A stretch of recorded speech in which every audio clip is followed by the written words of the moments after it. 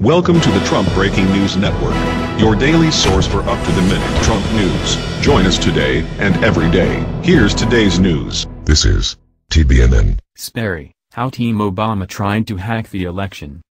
By Tyler Durden. New revelations have surfaced that the Obama administration abused intelligence during the election by launching a massive domestic spy campaign that included snooping on Trump officials. The irony is mind-boggling. Targeting political opposition is long a technique of police states like Russia, which Team Obama has loudly condemned for allegedly using its own intelligence agencies to hack into our election. The revelations, as well as testimony this week from former Obama intel officials, show the extent to which the Obama administration politicized and weaponized intelligence against Americans. Thanks to Circa News, we now know the National Security Agency under President Barack Obama routinely violated privacy protections while snooping through foreign intercepts involving U.S. citizens, and failed to disclose the breaches, prompting the Foreign Intelligence Surveillance Court a month before the election to rebuke administration officials. The story concerns what's known as upstream data collection under Section 702 of the Foreign Intelligence Surveillance Act, under which the NSA looks at the content of electronic communication.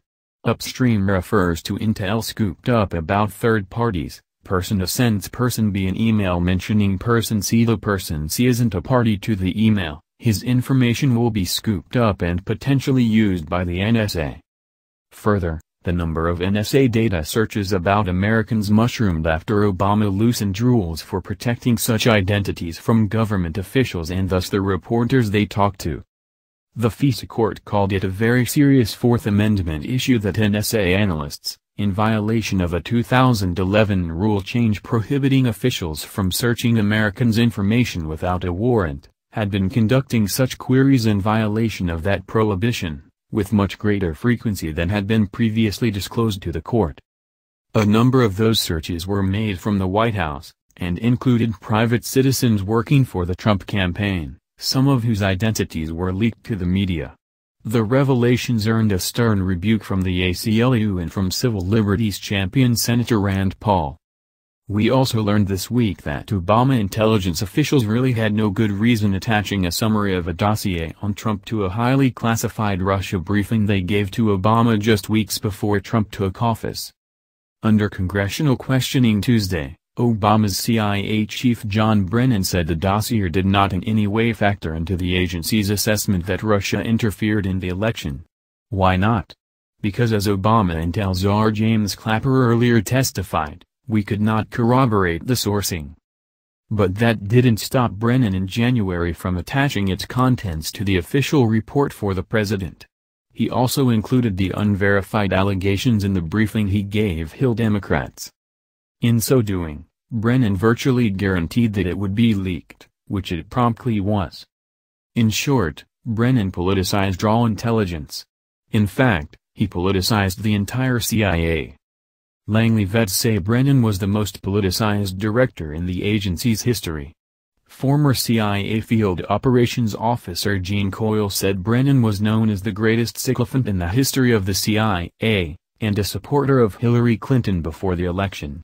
I find it hard to put any real credence in anything that the man says. Coyle noted that Brennan broke with his predecessors who stayed out of elections. Several weeks before the vote, he made it very clear he was pulling for Hillary. His deputy Mike Morrell even came out and publicly endorsed her in the New York Times, claiming Trump was an unwitting agent of Moscow. Brennan isn't just a Democrat.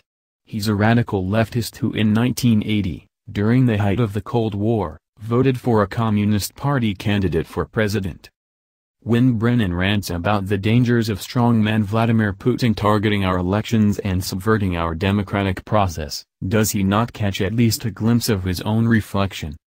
What he and the rest of the Obama gang did has inflicted more damage on the integrity of our electoral process than anything the Russians have done. That's the news. Join us here every day. Be sure to subscribe and click the bell. See you next time. This is TBNN.